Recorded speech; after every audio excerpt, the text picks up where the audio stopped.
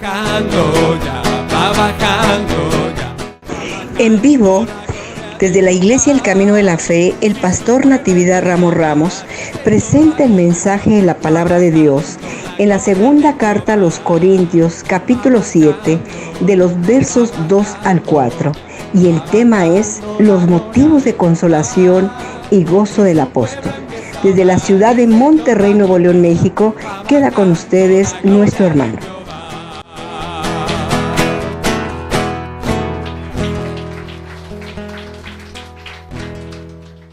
Una iglesia que por mucho tiempo tuvo conflicto, es decir, ellos con Pablo. Pablo no tuvo conflicto con ellos.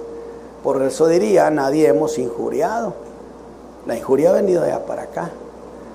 Y el apóstol les dice, admitidnos. A nadie hemos injuriado, a nadie hemos corrompido, a nadie hemos engañado. No para condenaros lo digo, que ya he dicho antes que estáis en nuestros corazones para morir y para vivir juntamente. Mucha confianza tengo de vosotros mucha gloria. Lleno estoy de consolación, sobreabundo de gozo en todas nuestras tribulaciones. Ese era su estado de ánimo. Padre, permite, Señor, que pueda presentar la palabra y esta sea una bendición en nuestros corazones. Gracias por los testimonios de tus hijos, por la participación de todos los hermanos, por los cantos que se han entonado aquí en tu pueblo en esta reunión. Esperamos haberte agradado. Ahora, Señor, la palabra, ayúdame, Señor, para trazarla con verdad y justicia, por Cristo Jesús. Amén. Gloria a Dios. Muy bien. Ustedes saben que lo que estamos haciendo es una serie de mensajes consecutivos. Por eso siempre hago referencia a un mensaje anterior, para enlazarlo con el nuevo mensaje, va a ser la razón que tiene que ver uno con otro. Y puedo decirle que cómo disfrutamos lo que el apóstol le dijo a los corintios en este capítulo 7. Les dice, admitidnos, que a él y a sus colaboradores les hicieran un espacio en sus corazones. Ahora, esa palabra admitidnos se convirtió realmente en todo un manual de cómo pastorear la iglesia. O sea, yo estoy planteando las cuestiones que tienen mucho sentido. Cuando él dice admitidnos, dije, se convirtió en un verdadero instructivo pastoral. Y lo primero que creo conveniente pedirles en lo que pongan su atención es que con eso que dijo Pablo, admitidnos, fíjense bien, buscaba que la iglesia de Corinto se reconciliara con él. Y dije, quería que la iglesia de Corinto se reconciliara con él. Él no buscaba reconciliarse con ellos, porque dijo, pues a nadie he injuriado, ¿de qué me reconcilio? A nadie hemos corrompido, a nadie hemos engañado. Que el domingo pasado, cuando hice señalamientos sobre eso, yo dije que es absurdo pedir perdón si no ha ofendido. Porque a veces en la iglesia se acostumbra, pídase perdón todo. Viene la hermana y dice, perdóneme, hermano, y usted, aunque ni lo haya tratado, le dice, usted también perdóneme. Hombre, qué ridículos. La verdad de las cosas, se pide perdón cuando se ha ofendido. No vamos a llegar para decirle, perdóneme que no lo ofendí. ¿No le parece, verdad? Por ahí va la cuestión. Pero eso dijo Pablo, quiere que se reconcilien con nosotros, con mi equipo. Nosotros no estamos en el plan de reconciliarnos con ustedes porque a nadie hemos engañado. Y esta observación sería: ¿de qué me reconcilio? Y esto le digo porque hasta en el perdón que se le pide a Dios, Dios no se reconcilia con el hombre. Si Dios no fue el que ofendió ni se fue, el hombre es el ofensor y el hombre es el que va a Dios para reconciliarse con él. Reconciliaos con Dios, dice la Escritura, por medio de Jesucristo. Alabado sea Dios. Amén. Cuestiones finas de la fe. Entonces dijimos, no vemos que le esté pidiendo perdón por haber hecho ofensa contra algún miembro de la iglesia de Corinto. Porque en su vida como ministro, siempre tuvo mucho cuidado de no ser el ofensor. Que yo decía en uno de los mensajes, la iglesia no puede ser una entidad congregacional, vamos a decir, donde haya enemistad mutua. El pastor no puede estar enemistado con la iglesia, ni la iglesia enemistada con el pastor. Y si alguno se enemista con la iglesia o con el pastor, él no debe ser el causante de esa enemistad. Por eso dije manual pastoral. El pastor no debe ser alguien que ofenda a la gente. Que no estoy diciendo a alguien que no le diga sus verdades. Yo siempre he dicho, hablar es un arte, que no es el arte de todo mundo. Incluso yo he dicho, me pueden decir que soy un burro y dejarme muy contento si saben decírmelo. O pueden decirme que soy un ángel y dejarme muy enojado por la forma como me lo dijeron. Hablar es un arte. Entonces, cuando vamos con Dios, nosotros somos los que lo hemos ofendido. Y Él nos abrió una puerta para que lleguemos a Él. Ahora, en esta iglesia de Corinto que estamos estudiando, se dieron incidentes muy hostiles contra el apóstol Pablo. Muy hostiles. Que si ustedes se acuerdan, que hubo una visita que estando en Éfeso fue a Corinto. Una visita que no está registrada. Y que se me hace raro que a Lucas se le pasara a registrarlo en el libro de los Hechos. Pero evidentemente Pablo le dijo, esta no me la anotes. Y le llamaron la visita de la tristeza. Lo ofendieron mucho al apóstol y regresó a Éfeso sumamente triste. Sin embargo, no abrigó rencor en su corazón. El creyente no debe tener espacio para el resentimiento crónico, porque hay ofensas que las traemos en el alma y llegan a hacerse crónicas. Dijo Pablo a los Efesios que no se valía estar enojado después de las 6 de la tarde. Que alguien me dijo, ¿a dónde dice eso? Dice, no se ponga el sol sobre vuestro enojo. Y se pone casi más o menos a las 6 de la tarde. Alabado sea Dios. De un aplauso al Señor Jesús.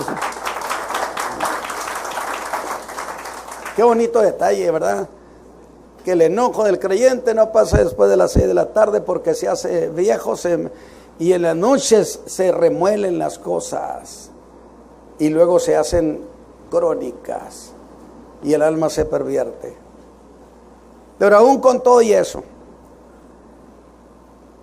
la conducta del apóstol Pablo se mostró inalterable. Por eso estoy diciendo, manual pastoral es este. Él no correspondió ofensa con ofensa, ni berrinche por berrinche, ni enojo con enojo. De ninguna manera. No se involucró en una lucha de ofensas. Yo sostengo que el mejor sitio para reunirse los hijos de Dios es la iglesia. Y si allí no es el mejor sitio, no tenemos entonces otro mejor sitio. Alabado sea Dios. porque ahí envía Jehová bendición y vida eterna. Y esto que le voy a decir, póngalo en su haber, que en ningún momento él se pensó ni se sintió enemigo de ellos. ¿Qué pastorazo era ese? Amén. Qué extraordinaria lección. Las ofensas fueron graves, muy poco honorables. Sin embargo, nunca se sintió que era enemigo de ellos. Y tampoco en sus conversaciones jamás se mostró como enemigo, porque ese es el otro lado. El clásico, para que vean que están pendientes conmigo, yo no acepto esa tesis pastoral. Es decir, hay ofensas, pero nunca la actitud del pastor puede ser, se las tengo guardadas para cuando se ofrezca. No, señores, eso no es conducta pastoral, porque Cristo Jesús no nos las guarda para cuando se ofrezca. Nos perdonó y nos perdonó para siempre. Alabado sea Dios.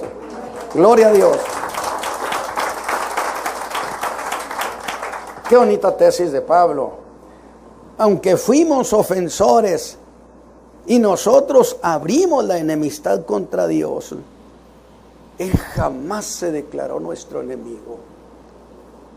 Digo, Dios libre que hubiera Dios sido nuestro enemigo. ¿Cómo podríamos, quién puede defenderse contra el Dios Altísimo? ¿Quién puede ganarle una batalla al Dios de los cielos? Y Él se acuerda que somos polvo y prefiere tener misericordia de nosotros. Alabado sea Dios. Alabado sea Dios. En Pablo vemos qué cosa es imitar a Cristo. Y en ese cómo es que hace el apóstol las cosas. No deja de establecer que quienes presidimos la iglesia de Jesucristo, nuestra posición no es hacer de los creyentes enemigos. Ahora se dirige a ellos, a quienes jamás ha ofendido. Y quien no tiene motivos para acercarse a ellos, y vino acercándose a ellos sin sentimiento de culpa, porque esa es una paz pastoral. Digo, estoy predicando a una congregación, pero yo que sé cuántos lleguen a ser ministros un día, pastores. Grábense esto en el alma, que esto lo he practicado yo siempre. Y muchos de ustedes que me conocen de años saben que esa es mi manera de ser. Yo no guardo rencores jamás. Alabado sea Dios, porque estos muerden el alma. Por eso, con toda confianza, sabiendo que no ha ofendido y que esos hermanos están en una actitud hostil contra él, les dice: admitidnos.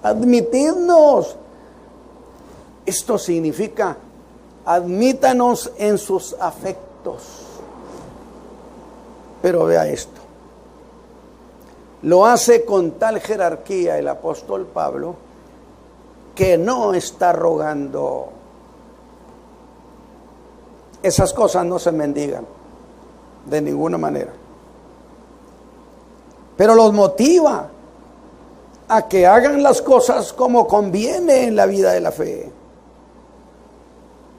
Siempre tiene alguna razón valedera y sutil en lo que él hace.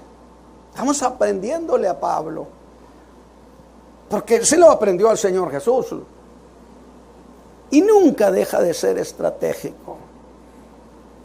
Así que hemos estado viendo al apóstol y nosotros hemos caminado entre ellos.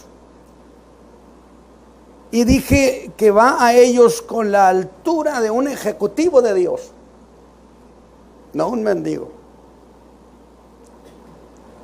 Porque un hombre de Dios jamás menospreciará su jerarquía que tiene en Cristo.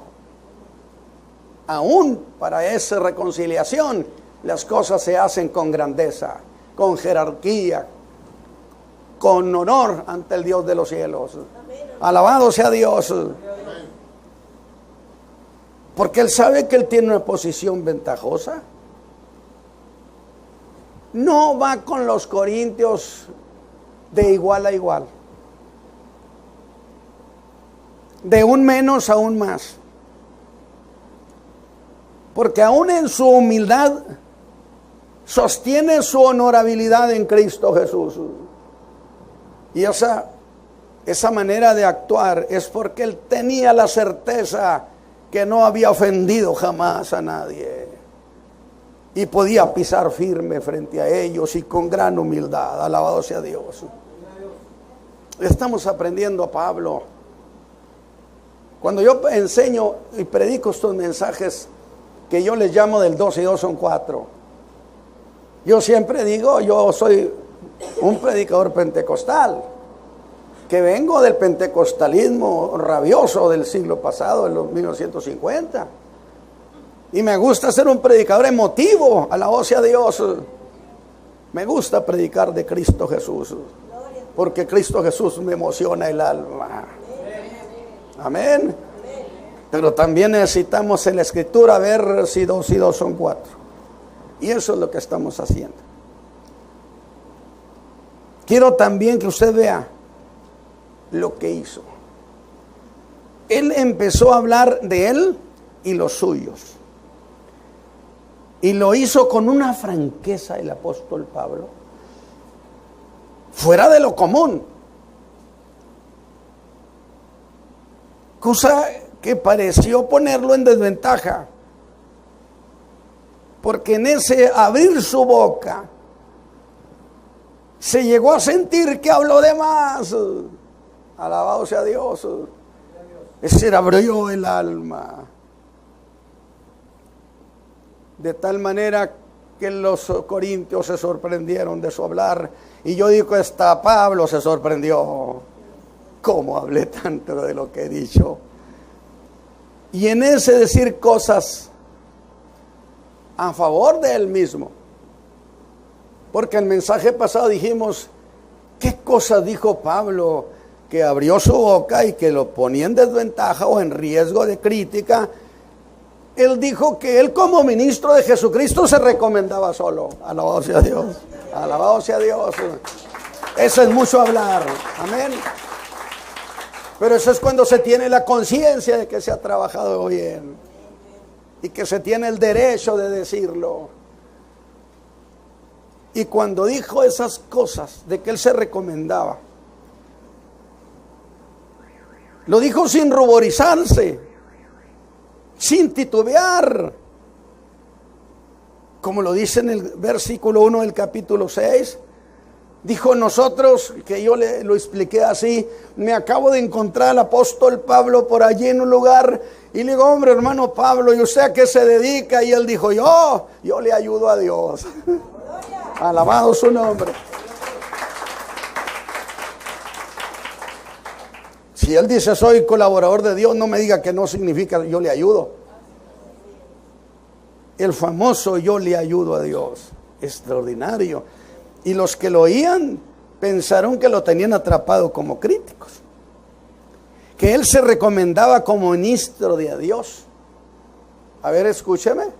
Pero aún más, pluralizó. No dijo nada más yo, dijo todos nosotros, mi equipo, nos recomendamos. Timoteo, ¿a quién recomiendas tú? Al que toques.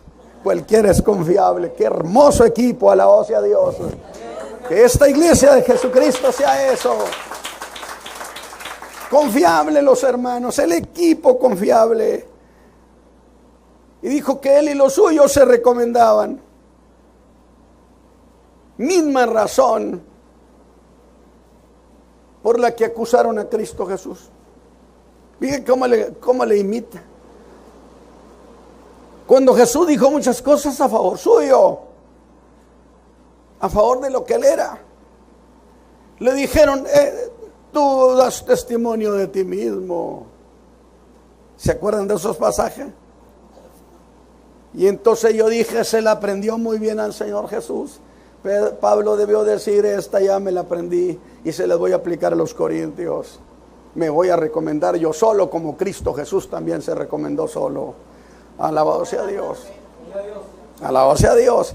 Vaya usted ahí a Juan 5 a ver si no se recomienda. Alguien lo oí predicar y dijo, Cristo nunca dijo que era Dios, santo Dios, qué ignorancia. Y los predicadores que le oían se quedaron callados. Yo no estaba ahí, si no, no hubiera quedado callado. Pero, ¿qué no dijo? Dijo el apóstol Pablo, el Padre levanta a los muertos. Y los levanta cuando quiere. Y si hacemos un análisis de esas palabras, ¿por qué Dios levanta a los muertos? Pues porque es todopoderoso. Alabado sea Dios. Amén. ¿Y por qué levanta al que quiere? Porque es soberano y hace como quiere. Alabado su nombre. Pero también precisamente eso mismo dijo Jesús, y el Hijo de Dios también hace lo mismo. El Hijo del Hombre hace lo mismo. ¿Cómo? Jesús está diciendo, yo hago lo mismo que mi Padre. Y digo entonces, ¿por qué Jesús levanta a los muertos? Porque es todopoderoso. ¿Y por qué levanta al que quiere? Porque es soberano también. No me diga que no se recomendaba solo. Alabado sea Dios. Y yo digo esta mañana, Padre eterno, gracias por Jesucristo. Maravilloso y verdadera sus palabras. Amén. Es tal su franqueza que no dejó de reconocer Pablo, que no se midió al hablar. Quizá a ustedes no le tomen sentido todo esto porque es parte de la continuación del mensaje pasado, porque les dice, nuestra boca está abierta a vosotros, oh Corintios. Abrí mi boca para ustedes, pero no nomás abrí la boca, o sea, no nomás era palabrería. Además, dijo, ensanché mi corazón. Tanto así que tengo suficiente espacio en mi afecto para todos ustedes. Alabado sea Dios. Corintios, ninguno de ustedes queda fuera de mi afecto. Ensanché mi corazón para ustedes. ¿Qué le parece, mi hermano? Maravilloso.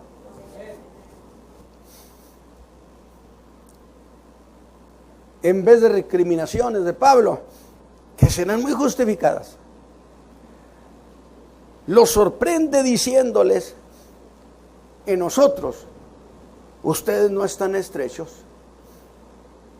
ustedes no están limitados en nuestro amor, en nosotros hay amplitud.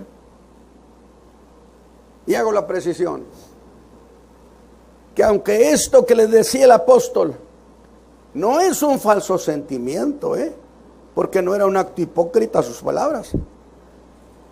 También era cierto que estaba logrando las cosas para preparar las condiciones de acercamiento con ellos. Porque él viene de Macedonia, viene rumbo a Corinto. Y él está preparando el terreno para llegar con ellos. Y yo digo, no hay duda que cuidar al pueblo de Dios es un acto que exige inteligencia en el buen decir, en la conducta. El líder, el que ministra al pueblo de Dios, no puede ser un atropellado. Y les dirá, es que ya lo he dicho antes, que estáis en nuestro corazón. Para morir, no, definitivamente se está sobregirando Pablo. Yo le jalaría el saco y le diría, como luego dicen los chiquillos, bájale una rayita. Pero Pablo está desbordado. Dijo, está abierto nuestro corazón para morir y vivir juntamente con ustedes. Y debo decir que eso que acaba de decirles el apóstol Pablo se conoce como excelencia pastoral. Nada en él es hostil. Ninguna palabra es reproche. Yo lo he dicho. Hubo un tiempo con la predicación evangélica. Era más famoso que le llamaban el predicador pedrero. Oye, vas a ir al culto, va a predicar fulano de tal, llévate casco. ¿Por qué? Porque las pedradas van a estar buenas. Yo no soy un predicador que tira piedras. Amo decir las cosas que la Escritura establece, que al cabo es la palabra la que cambia el alma. Alabado sea Dios. Es la palabra la que conviene al hombre para que sea restaurado en su fe. No sé, pero yo creo que estamos estableciendo muchas cuestiones, que si alguno de ustedes un día llegan a ser predicadores o pastores o ministros, nunca olviden lo que he expresado.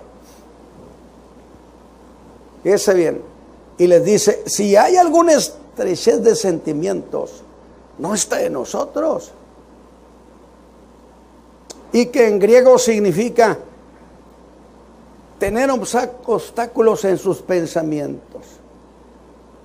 Es decir, yo no tengo obstáculos en mi corazón ni en mis pensamientos, que pueden ser a veces producto de errores de interpretación, de dudas. Es que muchas de las llamadas ofensas me ofendió. Si se analizan, no llegan a ser más que errores de interpretación muchas veces, y no de mala intención. Pero eso está a cargo del creyente. Y en base a eso, en el versículo 13 del capítulo 6, les dice esto. Ya les ha dicho, nosotros ensanchamos nuestro corazón y aquí caben todos. Nosotros no cabemos allá, entonces les dice, ensanchaos vosotros también. Alabado sea Dios. Quiten los obstáculos de sus corazones y hagan espacio suficiente para nosotros. Yo siempre he dicho que esta iglesia ha sido una caricia de Dios para nosotros. Esas son las palabras que hemos expresado siempre. Para mí esta iglesia no ha sido una carga. Cuando yo entendí la intención del Señor de pastorear, yo había dicho, jamás vuelvo a ser pastor, porque había sido pastor muy jovencito, a eso los 20 años. Y cosas que algunos dijeron, pero yo era un jovencito y sin quien me tutelara, pues yo interpreté eso como una agresión injustificada, a grado sumo. Y yo junté la iglesia ese domingo y le dije, este es el último día en que yo soy su pastor. Me acuerdo que muchos de la iglesia lloraban, no se vaya, no se vaya. Cuando el Señor puso en mi corazón que pastoreara un pueblo, yo no quería. Definitivamente yo no quería. Porque había dicho que los hermanos eran muy latosos. Mentiritas. Alabado sea Dios. De un aplauso al Señor para que se anime y se alegre. Eso es lo que yo había dicho. Y le dije, Señor, los hermanos son muy latosos. Yo no quiero volver a ser pastor. Nunca más. Pero no se nos olvide que Él es el Señor. Alabado sea su nombre. Y nadie puede resistir el intento divino. Pero eso sí, cuando yo entendí que no había Dios, le dije, Señor, querido Señor, dame una iglesia que no sea latosa, que no me quite el tiempo para andar resolviendo problemas que no son más que vagancia eclesiástica. Yo quiero que el tiempo dedicarlo para hacer los mensajes de tu palabra, pensarlos. Dame una iglesia que no sea latosa. Dame una buena iglesia. Se lo estaba pidiendo. Digo, sí soy pastor, pero dame una bonita iglesia. Y el Señor me lo concedió. El Señor me lo concedió. 20 años, casi 20 años de pastorear. Nunca estamos en problemados. Hay paz en nuestro corazón. Por eso yo digo, y lo dice mi familia, ustedes son una caricia de Dios. En todo tiempo, una caricia divina. Entonces el Señor me dio muchos motivos. Y en la primera cláusula de este versículo, el apóstol Pablo está pidiendo que le correspondan. Nosotros hemos ensanchado el corazón y no somos enemigos de nadie. Les pido que nos correspondan. Y vean la razón que usa para decir, porque las cosas no son de un solo lado. No diría Pablo, yo soy el apóstol y por lo tanto todo el mundo... No. Vea qué razón da para pedir eso. Dice, a nadie hemos injuriado, a nadie hemos corrompido, a nadie hemos engañado, con las manos limpias. 3 veces, 3 nadies del apóstol Pablo. ¿Y qué implica eso que diga de nadie? Gramaticalmente es un pronombre indeterminado que se refiere a nadie o a cualquiera. Y mire, me da risa. Y esa palabra nadie viene del latín, que significa nati, no Nati Ramos, que significan los que no han nacido. Pero si a eso le damos sentido con lo que está diciendo el apóstol, sería algo como esto: que no hay alguno entre todos los que han nacido sobre la tierra a quien ellos hubieran injuriado jamás. Alabado sea Dios. Alabado sea Dios. Qué bonita idea. No ha nacido nadie en la tierra a quien nosotros hayamos injuriado, hayamos corrompido, hayamos engañado.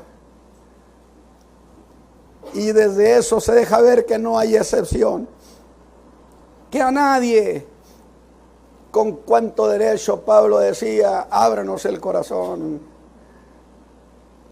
Pero ese nadie, el significado extiende sus implicaciones y lo convierte en una cuestión de género. Qué interesante Pablo, cómo sacaba cosas de veras. Bueno, el Espíritu de Dios en él. Y entonces eso que a nadie hemos injuriado extiende su significado, que sería igual a decir a ningún hombre, a ninguna mujer hemos agraviado. Esto le habla de cómo se manejaron, la conducta tan propia como se manejaron. Pero su significado va más allá, hasta la escala social, significando, fíjese, en el griego que se escribió, que no han ofendido ni a la persona más insignificante. Cómo me gusta ese detalle. El predicador no debe ser ofensivo, ni sentir menosprecio por nadie. Yo recuerdo cuando vino el hermano T.L. Osborne la segunda vez. La primera lo trajo Lupe, mi hermano, y fue una campaña extraordinaria allá por la ruta 35, por allá tuvimos la campaña, estuvo preciosísima. La segunda vez lo traje yo a enseñar, no a tener campaña evangelística, a enseñar, a que nos contara sus experiencias, que llenaran nuestra alma de riqueza, porque son gente que estaba enriquecida de Dios. Y acabamos de salir de una reunión de una iglesia grande. Íbamos todos muy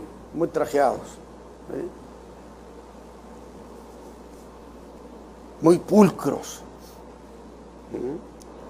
¿Cómo dicen ahora? Fifí. A una foto fifí. Olvídese. Y en eso viene un hombre, pues indigente, lleno de mugre. Digo, que nadie se le acercaría. Y cuando él se dirigió con nosotros, alguien dio unos pasos adelante, un predicador, y le dijo: fuera de aquí, esto no es lugar para ti. Recuerdo que cuando el hermano Osborne oyó eso, iba unos pasos adelante de mí, se regresa con unas grandes zancadas y le dijo: hombre, ningún lugar es mejor para ti que entre los hombres de Dios. Alabado sea un hombre, gloria a Dios.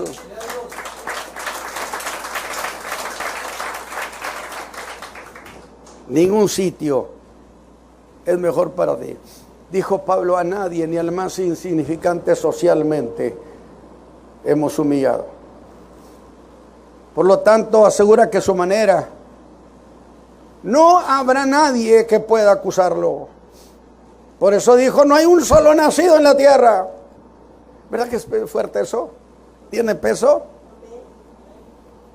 Convóquenlos a todos los que han nacido en la tierra y no haber uno solo que me acuse. Con cuánta razón la relación que él tenía con el Señor. Y la lógica es esto. Hermanos corintios, entonces, ¿qué razón pueden tener ustedes para negarnos su confianza? ¿Qué razón pueden tener ustedes para no admitirnos en sus corazones? Qué lógica, qué manera tan bien estructurada el apóstol Pablo. Pero en todo esto hay algo más de fondo. Que los lazos de comunión entre quien preside y la iglesia, y entre los creyentes, los lazos de comunión no pueden irse rotos a la eternidad. Y el apóstol urge a la iglesia a que se resolviera ese conflicto, porque compareceremos en el tribunal de Cristo.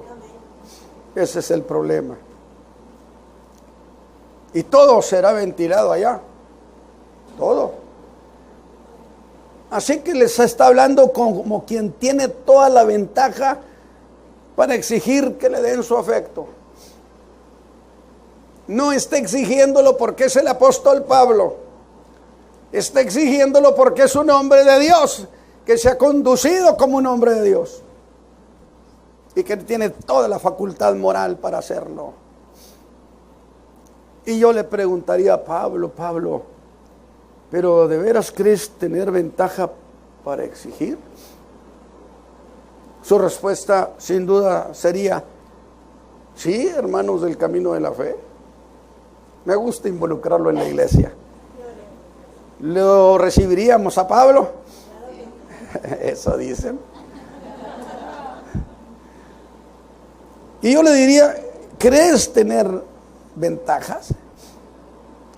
Y Pablo diría, cuando yo le pregunto: ¿y cuál es la ventaja? ¿En qué te apoyas? Mi ventaja es haberme portado bien. A la hostia, dio un aplauso al Señor. Bendito Dios. ¿Cómo ve? Qué enseñanza tan gloriosa. Un creyente que se maneja bien, pisa fuerte donde quiera que esté, y tiene todo el derecho del mundo de abrir su boca y hasta decir: me recomiendo solo, siempre que sea cierto. Y agrega que en todas partes, dice, en todas partes somos vistos como ministros de Dios. Pero no solo eso exijo, sino que les exijo que se sientan orgullosos de nosotros. ¿Cómo la ve, hermano? es decirle a una iglesia, exijo además que se sientan orgullosos. ¿Quién es tu pastor? ¿Quién es el que te guía? Y que la iglesia se sienta orgullosa de decirlo, porque eso tiene peso eterno. Alabado sea Dios, porque eso es precioso. Yo otra vez voltearía a Pablo y me diría, te dije la ventaja de portarse bien. Pero todo esto pone a descubierto que se habían hecho contra él y los suyos 3 acusaciones. Pues ¿de qué los habían acusado? Los habían acusado de injuria. Es que Pablo es un injurioso. Es que el equipo de Pablo corrompe a los creyentes. Es que Pablo engaña a la gente. Es que en realidad la ignorancia es muy atrevida. De lo contrario, ¿para qué defenderse de estas 3 acusaciones? Si yo le diría, pero si nadie te acusó de eso. Fíjese hasta dónde llegó la intriga contra el apóstol Pablo. Porque las palabras de algunas gentes, las palabras, dijo Pablo, de los que habían ofendido a él, carcomían como gangrena, se dolían en el alma. No quiere decir que Pablo era un insensible. No, claro que le dolían en el alma. Por eso dijo, son como gangrena. Y la gangrena lesiona el tejido del cuerpo. Y esa injuria había lesionado el tejido de la comunión de la iglesia de Jesucristo. Había causado esa intriga que los hermanos de Corintio restringieran sus afectos hacia el apóstol Pablo, que se pusieran a distancia de él, que las palabras de esos hombres habían lesionado la imagen de Pablo. Ahora, mírenme tantito, ¿por qué estoy contando todo esto? ¿Por llevarme tiempo para terminar el sermón? No, para nada. Puedo hacer otras cosas. Yo les planteé una cuestión de fondo. Fíjense, se estaba injuriando a Pablo, se le estaba denigrando y se le estaba haciendo ver como un hombre que no era un apóstol confiable, que era un hombre lleno de errores y deficiencias. Fíjese bien lo que le digo. Y usted puede decir, bueno, pues Pablo, que te vaya bien, no hay problema. No, es que si Pablo hubiera sido derrotado en ese terreno, entonces su evangelio no era creíble. Alabado sea Dios. Porque para que el evangelio sea creíble, el predicador tiene que ser creíble. Alabado su nombre. Vamos bien, hermanos. Y yo le dije, el 80% del cristianismo en la tierra es producto de Pablo. Y si Pablo hubiera sido vencido y destruido, su imagen, este evangelio no lo tendríamos en las manos. Y millones de la raza humana se hubieran perdido para siempre. Alabado sea Dios. Pero Dios levantó un titán, un hombre que no se doblegaba por nada. Que dijeran lo que dijeran, él estaba firme en aquel que lo había redimido. Alabado sea Dios. Yo no sé si pude presentar bien la idea. ¿Qué implicaba que Pablo fuera vencido y eso ante los ojos de Corinto como un predicador no confiable? Su evangelio hubiera sido desechado. ¿Y ese cuál es el problema? ¿Cuál es el problema eso? Pues el problema es como esto. Dijo Pablo, el misterio de la piedad a mí me lo enseñó el Señor Jesús. Alabado sea Dios. No se lo enseñó a Pedro, ¿No a Santiago? ¿No a Juan el apóstol amado? Se lo enseñó a Pablo. Porque el Señor Jesús dijo en Damasco: instrumento escogido me es este. Es decir, era un hombre con mente plástica, ágil, que podía interpretar las cosas más profundas, más complicadas. Entendía la métrica de las ideas. Y el Evangelio es una riqueza impresionante de conceptos divinos que Pablo sí los entendía. Pedro al principio no los entendía. Con todo el respeto y cariño que nos merece Pedro, Pablo tuvo que regañarlo y le dijo que así no era la cosa. Y si a él le explicaron el misterio, nadie más que él tenía derecho a explicarlo. Y si a él lo declaraban como un apóstol no confiable, entonces ese evangelio que le había explicado el Señor Jesús hubiera quedado en el olvido, y usted y yo no tuviéramos gran cosa. Yo le doy gracias a Dios porque nos guardó a ese hombre. Y le digo gracias, Señor Jesús, por habernos regalado al apóstol Pablo. Alabado sea Dios.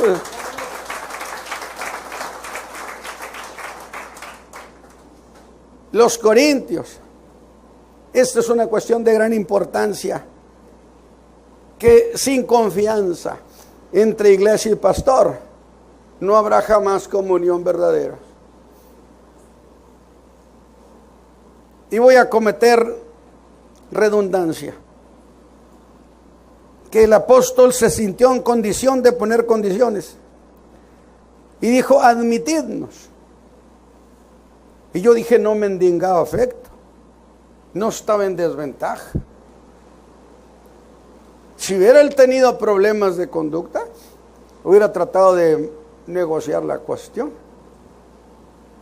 Pablo diría otra vez: te lo he dicho, la ventaja de portarse bien.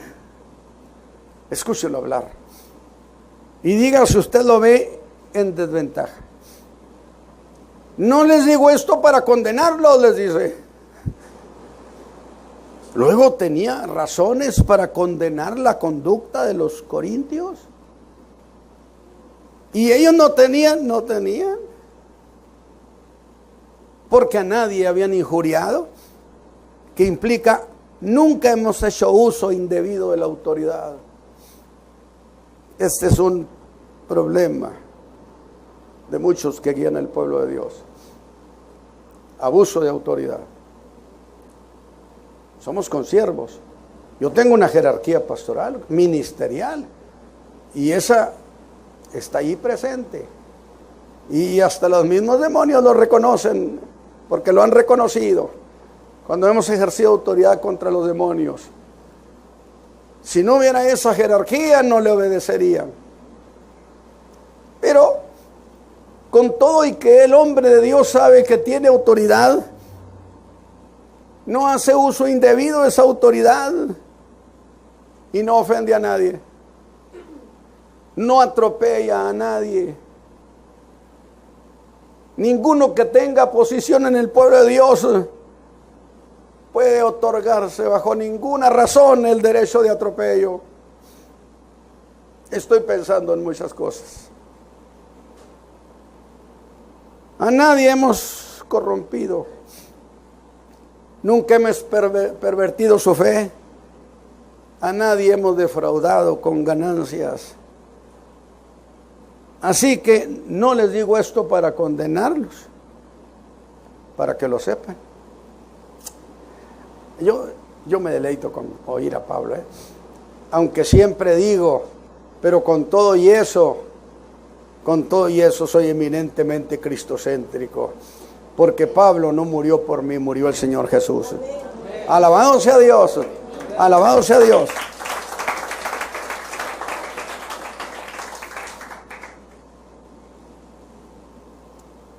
No los causa de desagradecidos.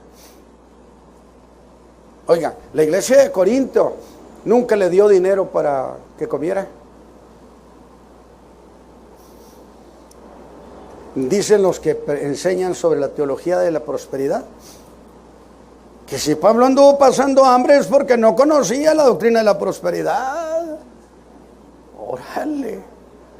¿Qué le parece?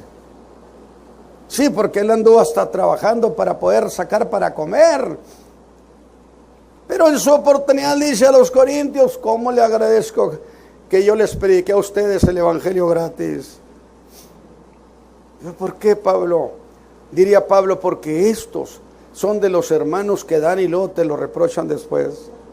Santo, alabado sea Dios. ¿Habrá gente así, hermanos? ¿Verdad que no hay? Aquí no. Alabado su nombre. Yo he aprendido que tenemos un buen patrón. Excelente patrón. Y hemos sido bendecidos en esta iglesia. Pero lo dijo, hemos ampliado tanto nuestro corazón, nuestro afecto, que estamos listos para morir y vivir juntamente con ustedes.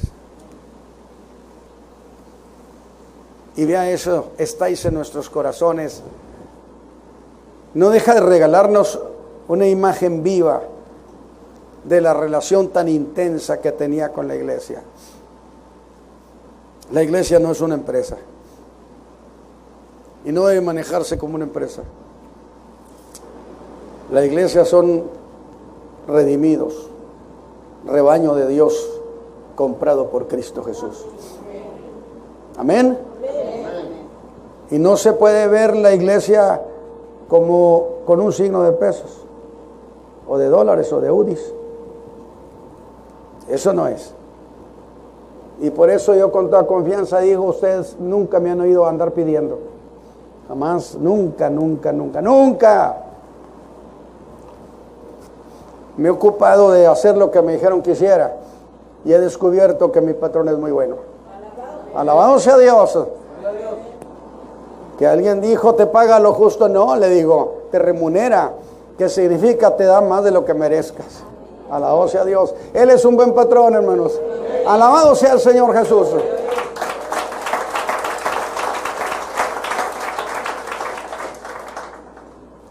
Así que no deja de regalarnos una imagen viva. Ya no vamos a ir ahorita al cabrito, hermanos.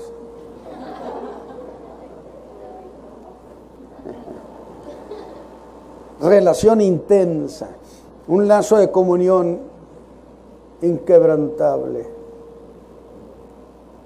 que había de parte del apóstol para los corintios, y que es una imagen muy viva de lazo afectivo o de comunión que ha de haber entre los creyentes de esa iglesia y el apóstol, y entre los creyentes de cualquier iglesia y aquel a quien Dios le haya autorizado pastorear la iglesia. Porque a Pablo lo mandaron a que fuera eso. Le llamamos el llamamiento. Yo soy un predicador que tiene 55 años de predicar. No soy novato. No estoy empezando. Y siempre en el siglo pasado se reclamaba: ¿te llamó el Señor para pastorear la iglesia? Tiene que haber un llamamiento. Dice que los dones los da el Espíritu, pero que los ministerios los da el Señor. Alabado sea Dios. Y usted no llega a una empresa y se mete y agarra cualquier maquinaria. Tienen que asignarle alguna, si es que le dieron trabajo. Y aquel que se precie de ser pastor de la iglesia de Jesucristo tiene que estar cierto que el Señor Jesús lo llamó y que le dijo dónde quería que trabajara. Alabado sea Dios. Alabado sea Dios. Y no se trata de que, bueno, es que un grupo de hermanos me colocaron, me dijeron, si no es dedazo. Yo acepto eso en el medio político. Pero creo que la iglesia se cae en la política. Perdón, hermano. El ministro es alguien que tiene un llamamiento, y se lo voy a explicar. Mire, se lo voy a explicar, porque hoy no se entiende lo que es el llamamiento y lo que significa. Lo voy a hacer de tal manera que a unos el Señor los llamó como evangelistas, como evangelistas. Un evangelista es aquel que anuncia la obra de Cristo y normalmente lo hace en público, no dentro de una iglesia. Las grandes reuniones afuera, como la de Samaria, cuando Felipe llegó a predicar allí. Escúchenme bien lo que le estoy diciendo. El evangelista predica lo que es la obra de redención, predica salvación. Ese es su tema fundamental, la salvación del hombre, para llevar a los hombres a Cristo, para que se arrepientan. Y cuando se es un verdadero evangelista, no solamente predica salvación, primero que nada, olvídese de que existe el ministerio de sanidad divina. ¿De dónde se han sacado eso? No existe ministerio. ¿Dónde? Y el ministerio es que trae ministerio de sanidad divina. No, hombre, permítame. Felipe, cuando llegó a Samaria, tenía el ministerio de evangelista. Y lo primero que hace un evangelista es darle importancia a la salvación del alma. Predica salvación, anuncia salvación, y el Espíritu de Dios lo apoya y convence a la gente. Y luego, para confirmar que es un mensaje de Dios, vienen los milagros de sanidad divina. Alabado sea Dios, alabado sea Dios. ¿O no dice el libro de los Hechos que Felipe predicaba y el Señor confirmaba la palabra de Felipe, sanando, haciendo maravillas, echando demonios? Ese es el ministerio del evangelista. Pero el evangelista no se puede meter a maestro de la palabra, porque ahorita hay una usurpación de funciones impresionante. Si el Señor lo llamó a usted a pastor, le va a dar corazón de pastor, entendimiento de pastor, visión de pastor, y tendrá consejo de pastor. No tendrá que ir a recurrir a los libros de sociología y psicología y para dar consejería pastoral, por amor de Dios. No. El llamado al ministerio, en él hay una operación espiritual. Mire, le voy a dar un ejemplo. Dijo Jesse, cuando le ofrecieron plata a Eliseo, ¿se acuerda? Muy bien. ¿Sí se acuerdan? Muy bien. Y fue tras el general Naamán y dijo: es que recibimos, mi señor Eliseo recibió unos gentes y le dieron bastante dinero. Y lo hizo a escondidas. Pero fíjense lo que es tener un ministerio. Es decir, Giesi se fue y alcanzó a los hombres de Naamán el sirio para pedirles dinero. Pero el espíritu, por así decirlo, el entendimiento de Eliseo se fue con él como testigo. Dice: ¿acaso no te vi cuando les pediste? Yo no estaba, diría Eliseo, yo no estaba. Pero hay una operación espiritual que equivale a que te hubiera acompañado y te vi cuando hiciste eso. Alabado sea Dios. Eso estoy hablando, operaciones soberanas de Dios. Y si es pastor, Dios le va a dar consejo de pastor. Y si es maestro, todo predicador, todo. ¿No nos he cansado, hermanos? ¿No? Qué descanso en el alma. Todo predicador, si es un evangelista, debe ser un conocedor profundo de la doctrina. Si es maestro, conocedor profundo de la doctrina. Si es un pastor, profundo conocimiento de la doctrina. Lo que sea en el ministerio, antes que nada debe ser un conocedor profundo por estudio.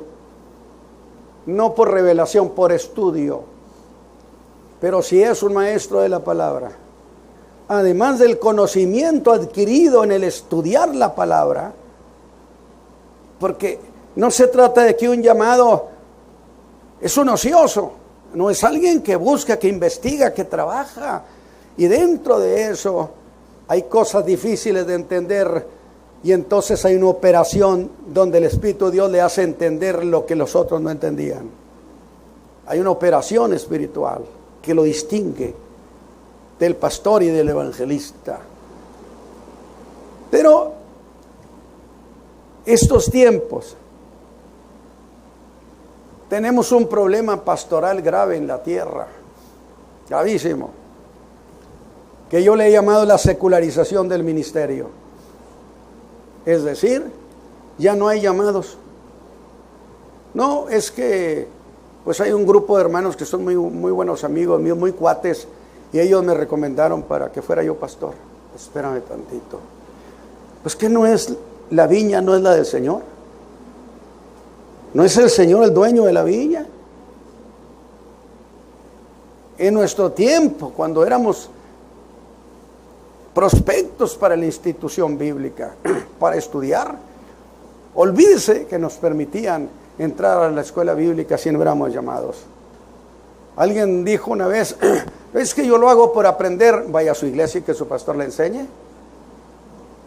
Pero si usted viene aquí es porque ha sido llamado al ministerio, porque aquí tratamos a los ministros. Yo lo he comentado aquí. Cuando Lupe Ramos, mi hermano, era pastor, era el director de la escuela bíblica. Era muy duro. Durísimo. Que llegó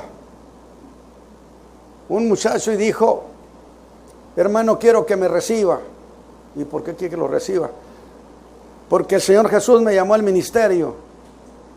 Se le quedó viendo y le dijo, ni para vender cacahuates me gusta usted.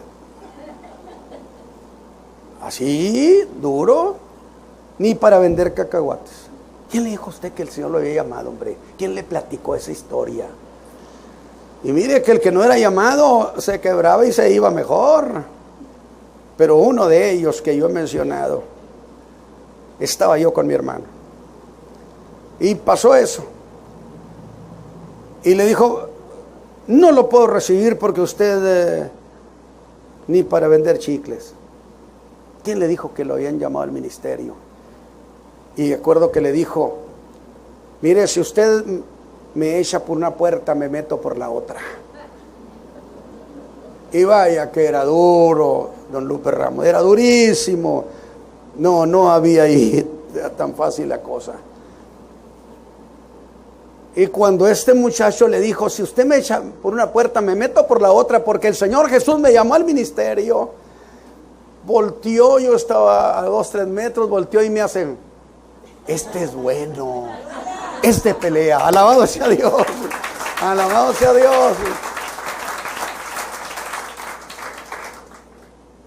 Ahora se ha secularizado el ministerio, ya no tenemos llamados, tenemos pura gente asignada, como cualquier trabajo. De tal manera entonces que la iglesia se ha ido a pique. Digan lo que quieran. Se ha perdido el interés en la fe de Jesucristo, en la gente de la iglesia. Usted nota el desinterés, el bostezo espiritual. Viene, pero viene porque pues no les queda otra, o por rutina. Señor, ¿a qué vienen, mis hermanos, ustedes aquí a la iglesia? No solamente a que predique un mensaje, que lo hago con todo mi corazón. Ustedes vienen porque hemos sido construidos en la fe de Jesucristo. Y lo que estamos buscando es que ya que conocen, permanezcan en esta fe preciosa, porque Cristo viene por la iglesia. Alabado sea Dios. Esto es lo que ha de haber entre la iglesia y quien lo preside. Pero busco hacer énfasis en lo último que ha dicho. Estáis en nuestros corazones para morir y para vivir juntamente. Y yo digo que la idea es gloriosa. Que entre la iglesia y el pastor, yo le llamo a eso tener un destino común. Porque donde va para donde va el pastor, va la iglesia también. Para donde van los creyentes a un encuentro con Cristo, también vamos los ministros. Alabado sea Dios. Alabado sea Dios. Un destino común tenemos, sea en la vida o sea en la muerte. Porque esos lazos de comunión no pueden ser destruidos por el suceder de la vida, tampoco por el suceder de la muerte. Y los trastornos causados en esa comunión, a causa de los que buscaron romper ese lazo entre el apóstol y sus hijos en la fe, no pudieron romperse. Y Pablo dijo, ni en la muerte misma. Alabado sea Dios. Alabado sea Dios. Es una iglesia solidaria, donde el pastor y la iglesia tienen un mismo corazón. No sé cómo se sientan ustedes, mis hermanos. A mí me emociona lo que Pablo está haciendo. Seguimos con los mensajes de Pablo, pero hemos estado aprendiéndole demasiadas cosas. Hermano, por favor, ¿qué pensaríamos? ¿Qué le diríamos al Señor esta mañana? ¿Qué le dirían al Señor? Yo no les voy a decir que le digan, pero ustedes, ¿qué le dirían al Señor? Le agradecemos por estas ideas del apóstol Pablo, porque estamos acumulando ideas tras ideas, cada mensaje, ideas tras ideas. Y esta es una cuestión que Pablo plantea, que él y la iglesia de Corinto y todos los hermanos van para el mismo rumbo, que tenemos un destino común, una fe común, una vida común. Por eso oramos unos por los otros. Esta tarde yo espero que el mensaje haya entrado en sus corazones y lo que Pablo nos ha enseñado, atesorarlo.